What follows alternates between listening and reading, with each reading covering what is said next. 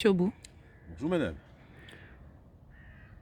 vous êtes le président de la Côte d'Ivoire pour tous dans la justice. Et actuellement en Côte d'Ivoire, le RHDP profite du coronavirus pour faire la campagne électorale de M. Gonkou Libali dans le cadre des élections présidentielles prochaines. Que pensez-vous de ces agissements? L'État aujourd'hui en Côte d'Ivoire, dans la crise et la guerre sanitaire, a disparu. L'État a failli et l'État s'est retiré à Assini, sachant que Assini, c'est un lieu de prédation, un lieu de pravation, un lieu où les gens vont s'amuser. Un lieu Et de dépravation donc. oui, de dépravation. Donc c'est un lieu où les gens vont s'amuser. C'est pas un lieu de sérénité, surtout dans cette histoire de guerre. Donc l'État a disparu.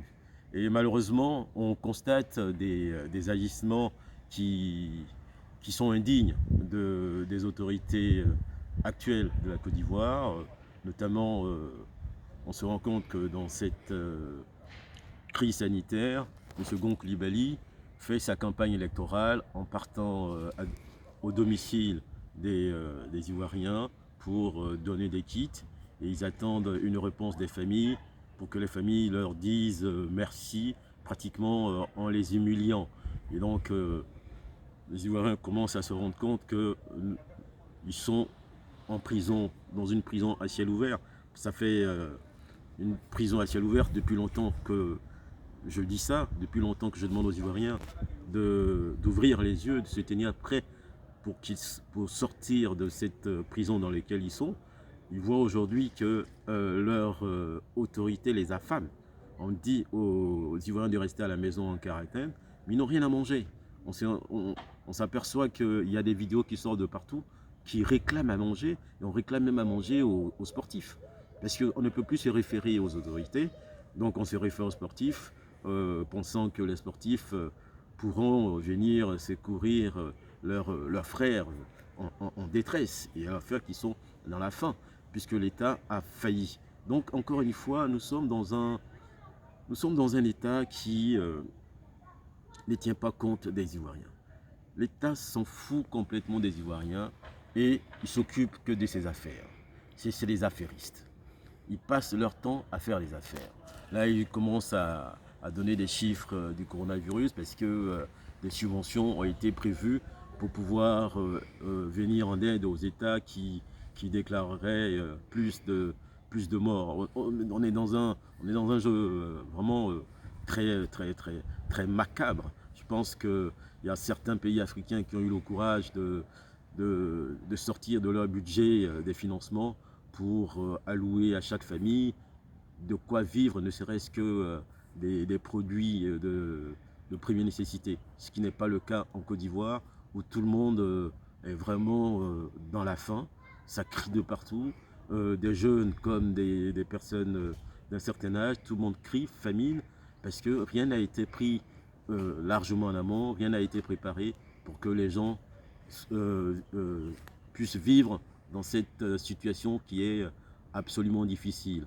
Donc moi je dis que comme l'État a failli, je l'avais déjà dit un peu, hein, je pense que cet État-là doit, toutes les institutions doivent démissionner, rendre leur démission dès que la prise en quarantaine est levée.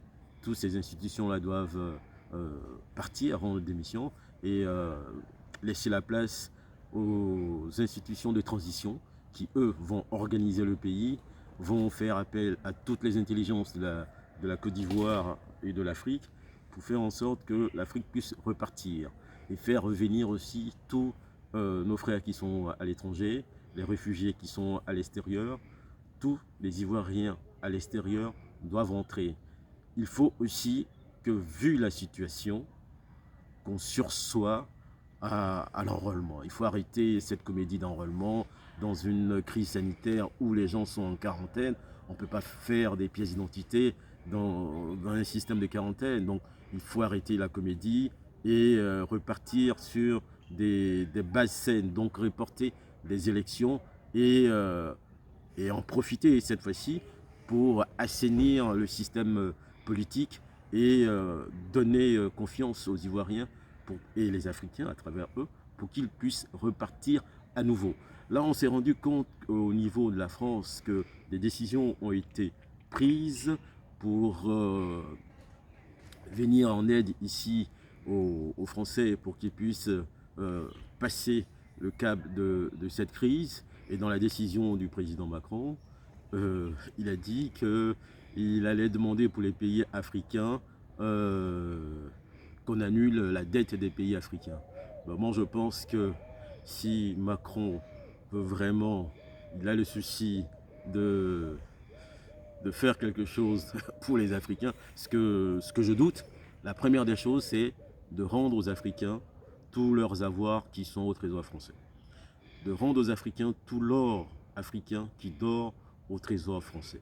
De rendre aux Africains les biens qui sont confisqués ici dans les banques françaises et à la Caisse des dépôts et la Caisse des consignations.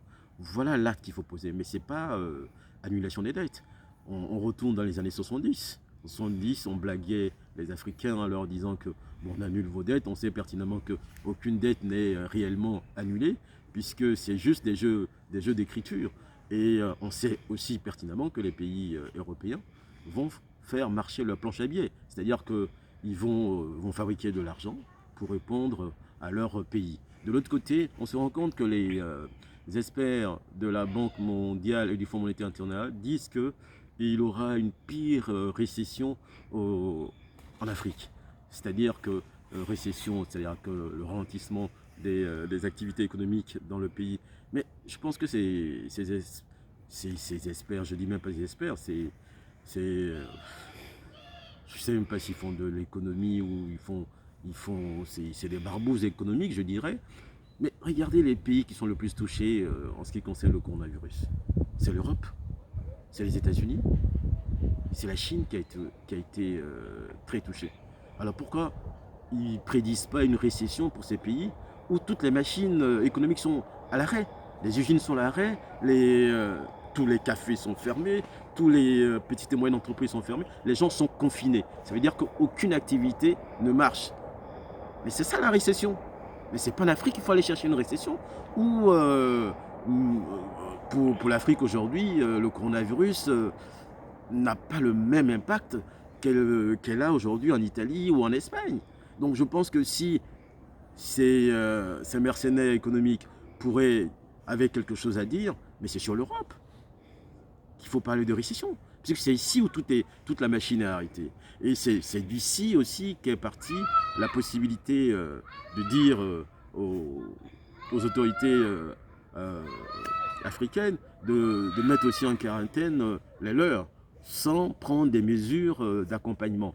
Donc je pense que ça fait longtemps que ces personnes de la FMI nous ont montré leurs limites et leur incompétence, en tout cas en matière économique. C'est vraiment une incompétence pas possible. Donc les Africains doivent se réveiller et voir que même en matière économique, les gens ne sont pas sérieux.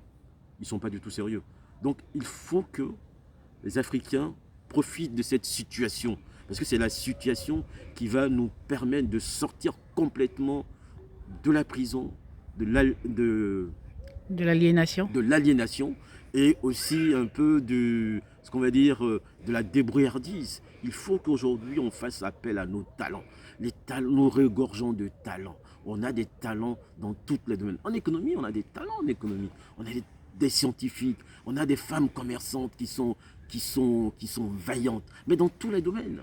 Donc c'est en ce moment-là que nous devons sortir pour montrer au monde et aux Africains notre capacité de nous réorganiser et de couper les chaînes de la colonisation, les chaînes de la soumission, et que nous passions effectivement à une organisation qui sera centrée sur nous-mêmes. Une organisation qui fera en sorte que quand l'Africain y passe, on sait que quelqu'un est passé et que c'est le respect qui prime. L'Africain ne doit pas toujours attendre de quelqu'un d'autre ou d'un autre État l'obol pour lui sortir de sa crise. C'est pas possible. Il faut qu'on retrousse nos manches, il faut qu'on travaille, il faut que nos enfants, nous les éduquons toujours dans l'excellence. Nos enfants doivent se dire qu'ils ont une mission. Leur mission, c'est de faire en sorte que leur pays soit toujours debout et que la population africaine ne soit pas anéantie sur le continent et à l'extérieur du continent. C'est la mission qu'on donne à nos enfants. L'excellence, nous pouvons le faire. Je compte sur vous pour que cette histoire, la guerre dans laquelle on est, nous puissions en sortir grandis et que nous changeons complètement de vision et de cap. Je vous remercie. Je compte sur vous pour que ce message aille dans toutes les oreilles, pour que l'Africain ne compte que sur lui, puisqu'il ne peut pas compter sur l'extérieur. L'Africain n'a pas d'amis. Son seul ami, c'est l'Afrique. Ce sont ses enfants. Le reste, ce sont des ennemis. Vous avez vu avec la Chine ce qui se passe. Vous voyez vous-même comment vos autorités vous traitent, vous mettent dans la famine. Donc, travaillons et sortons de nos chaînes, de nos prisons. Je vous remercie.